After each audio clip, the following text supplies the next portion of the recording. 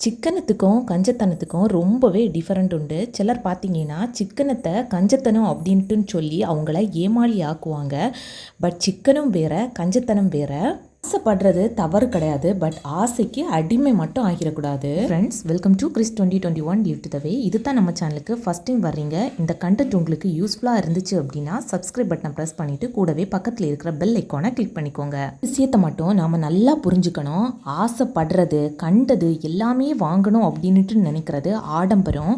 அதுவே நமக்கு எது தேவையில்லை அப்படிங்கிறத புரிஞ்சு நமக்கு தேவையானதை மட்டும் வாங்குறதுக்கு பேர் தான் சிக்கனும். சிலர் பார்த்தீங்கன்னா அந்த சிக்கனத்தை கஞ்சத்தனத்துக்கு கூட ஒப்பிடுவாங்க. அது பேர் கஞ்சத்தனம் கிடையாது. சிக்கனும் தேவை அறிஞ்சு நாம் செலவு பண்ணணும் அப்படின்னுட்டுன்னா அது பேர் ஆடம்பரமும் கிடையாது. எப்படி தேவையை ஆடம்பரத்துக்கு பக்கம் ஒப்பிட முடியாதோ அதே மாதிரி தாங்க கஞ்சத்தனத்தை சிக்கனத்துக்கு கூட ஒப்பிடவே முடியாது. ரெண்டுமே எப்போதுமே வேற வேற தான். இப்போ நம்ம இந்த பதிவில் ஒரு 7 டிப்ஸ் தாங்க பார்க்க போகிறோம். இப்படி கூட சிக்கனமாக இருந்து மணி சேவ் பண்ணலாமா அப்படிங்கிற பதிவாக தாங்க இது இருக்க போகுது. ஸோ கண்டிப்பாக வீடியோவை ஸ்கிப் பண்ணாமல் பாருங்கள். ஃபஸ்ட்டு டிப், நம்ம வீட்டுக்கு அப்படின்ட்டு எடுத்துக்கிட்டாலும் சரி, இண்டிவிஜுவலாக குடும்பத்தில் இருக்கிறவங்களுக்காகவா இருந்தாலும் சரி, ஏதாச்சும் ஒரு பொருளோ ட்ரெஸ்ஸோ ஏதாவது ஒன்று வாங்கணும் அப்படின்ட்டுன்னு இருக்கும். திங்ஸாக இருந்தால் கூட எல்லாத்தையுமே நாம் ஒரு லிஸ்ட்டு போட்டுக்கணும். ஸோ லிஸ்ட்டு போடும்போது பார்த்திங்கன்னா எல்லாமே வாங்கணும் மாதிரி தான் இருக்கும். எல்லாமே லிஸ்ட்டு போட்டு முடித்ததுக்கப்புறமா 1 or 2 days கண்டிப்பாக வெயிட் பண்ணணும். இல்லை அப்படின்னா அட்லீஸ்ட் 1 day ஆவது நம்மளுடைய மைண்டுக்கும் சரி, நாம் எழுதி வச்சுருக்கிறதுக்கும் சரி ரெஸ்ட்டு கொடுத்தோம் அப்படின்ட்டுனா லாஸ்ட்டாக ஃபைனலாக நாம் ஒரு நாள் அதை எடுத்து பார்க்கும்போது நாம் அதில் எழுதியிருக்கிற ஒரு சில பொருட்களே இது இப்போ அத்தியாவசியம் கிடையாது, இது நமக்கு ஆடம்பரமான ஒரு செலவு அப்படிங்கிறது தோணும். கண்டிப்பாக இதில் இருந்து கூட ஆயிரக்கணக்கில் நாம் சேவ் பண்ணிக்கலாம். இது எத்தனை பேர் உண்மை அப்படின்ட்டு நினைக்கிறீங்கன்னு கமெண்டில் சொல்லுங்கள். செகண்ட் பாயிண்ட், இது ரொம்ப ரொம்ப இம்பார்ட்டன்ட். பெண்கள் நாம் பண்ணக்கூடிய ஒரு பெரிய தவறு அப்படின்ட்டுனா இதில் தாங்க. எதுக்கு வாங்குகிறோம் அப்படிங்கிறது தெரியாமலே நாம் வாங்கி குமிச்சிக்கிட்டே இருப்போம். என்ன அப்படின்ட்டு பார்த்தீங்கன்னா பாத்திர வகைகள், ட்ரெஸ்ஸு. இப்போ ட்ரெஸ்ஸு கூட பார்த்திங்கன்னா 1 or 2 days போட்டுட்டு அப்படியே செல்ஃபில் ஒதுக்கி தான் வைப்போம்.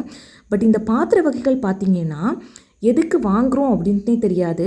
பிடிச்சிருக்கோம் வாங்குறது, அதை அப்படியே கொண்டு ஒரு செல்ஃபில் வைக்கிறது. அதுக்கப்புறமா பார்த்திங்கன்னா கொஞ்ச நாள் கழித்து ஒரு பெட்டியில் வச்சு அதை அப்படியே க்ளோஸ் பண்ணி மேலே ஒதுக்கி போடுறது. இது அப்படியே வீடை அடைச்சிக்கிட்டு இருக்கும். இல்லை அப்படின்ட்டுன்னு பார்த்தீங்கன்னா ஏதாவது ஒரு இடைஞ்சலில் அதை யூஸ் பண்ணாமல் தான் அப்படியே வச்சுருப்போம்.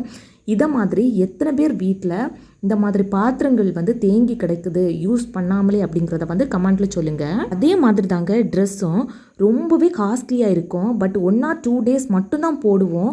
சிலர் பார்த்திங்கன்னா ஒரே ஒரு நாள் மட்டும்தான் அதை யூஸ் பண்ணிக்கிட்டு அப்படியே அது பீரோயில் ஒரு தேக்க நிலையில் தாங்க இருக்கும். நாம் வாங்கும்போது பார்த்திங்கன்னா கண்டிப்பாக ஆசை அப்படிங்கிறது மனிதனாக பிறந்த எல்லாருக்குமே இருக்கும். ஜஸ்ட் 1 or 2 times நாம் கண்டிப்பாக யோசித்து பார்க்கணும். நாம் இருக்கிற சிச்சுவேஷன் எப்படி, நம்ம இதை திரும்ப யூஸ் பண்ணுவோமா அப்படிங்கிறத யோசித்து நிதானமாக இருக்கட்டும் பொருளாக இருக்கட்டும் அதை நாம் யூஸ் பண்ணுவோமா இல்லது அப்படியே நாம் தேக்கமாக ஒரு இடத்துல வைப்போமா அப்படிங்கிறத அலசி ஆராய்ஞ்சு யோசித்து கண்டிப்பாக அந்த பொருளை வாங்குங்க. கண்டிப்பாக இதில் இருந்து கூட நாம் ஆயிரக்கணக்கில் சேவ் பண்ணிக்க முடியும்.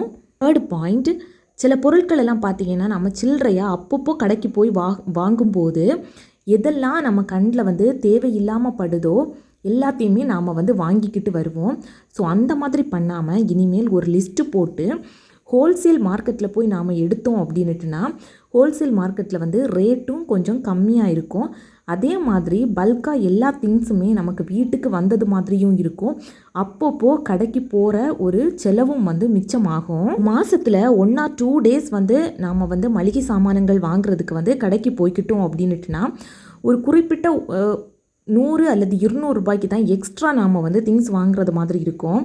இல்லை அப்பப்போ நாம் கடைக்கு சில்லறையாக போய் திங்ஸ் வாங்குறதுக்காக போனோம் அப்படின்னுட்டுனா அப்பப்போ நமக்கு கண்ணில் தோன்றது எல்லாமே நாம் வாங்கணும் அப்படின்ட்டுன்னு இருக்கும். அந்த ஆசையை கட்டுப்படுத்தக்கூடிய ஒரு பர்சனாலிட்டியாக இருந்தோம் அப்படின்ட்டுனா ப்ராப்ளம் கிடையாது.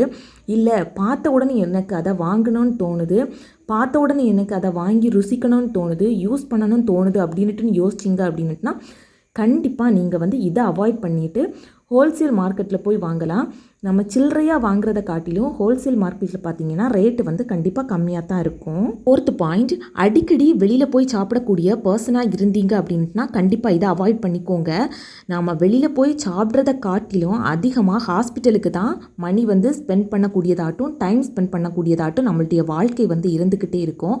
ஸோ முடிஞ்ச அளவுக்கு வீட்டிலே சமைச்ச உணவு வகைகளை வந்து ரொம்பவே ஹெல்த்தியாக சாப்பிட்டோம் அப்படின்ட்டுனா நம்மளுடைய ஹெல்த்தும் இருக்கும். அதே மாதிரி நம்மளுடைய மணியும் சேவ் ஆகும். ஒரு மாதத்தில் 1 or 2 days அப்படின்னுட்டுனா கூட ப்ராப்ளம் கிடையாது. இல்லை அது கூட எனக்கு பிரச்சனையாக தான் இருக்குது அப்படின்னுட்டுனா அதை கூட அவாய்ட் பண்ணிக்கலாம். இல்லை ஏதாச்சும் ஒரு பொருள் நான் வெளியிலேருந்து தான் வாங்கி சாப்பிடுவேன் அப்படின்னா கண்டிப்பாக அதை கொஞ்சம் கொஞ்சமாக அவாய்ட் பண்ணுறது ரொம்பவே நல்லது. அது நம்மளுடைய மணியையும் சேவ் பண்ணும், அதே மாதிரி நம்மளுடைய உடம்பையும் ஆரோக்கியமாக வச்சுருக்க உதவும். வீட்டை சுற்றி கொஞ்சமாக இடம் இருக்குது, இல்லை மாடி தோட்டம் வைக்கிறதுக்கான இடம் இருக்குது அப்படின்னுட்டுனா கூட நீங்கள் இந்த டிப்பை ஃபாலோ பண்ணிக்கலாம். மைண்டும் பார்த்திங்கன்னா ரொம்பவே ஃப்ரெஷ்ஷாக ஃபீலாக இருக்கும். அந்த செடி வந்து வளர்ந்து வரும்போது அதில் பூக்கக்கூடிய பூக்களாக இருக்கட்டும், காய்களாக இருக்கட்டும், இல்லது சின்ன சின்ன பழங்களாக இருக்கட்டும், மைண்டுக்கு வந்து பார்த்திங்கன்னா ஃப்ரெஷ்ஷாக ஃபீல் ஆகும். அதுக்கு டெய்லி தண்ணி ஊற்றும் போது, உரம் வைக்கும்போது மைண்டும் சரி பாடியும் சரி ரொம்பவே ஃப்ரெஷ்ஷாக ஃபீல் பண்ணுவோம். அதில் இந்த கிடைக்கக்கூடிய காய்கறிகளை நாம் வந்து பறித்து சமைச்சு சாப்பிடும்போது ரொம்பவே ஆரோக்கியமாக இருப்போம்.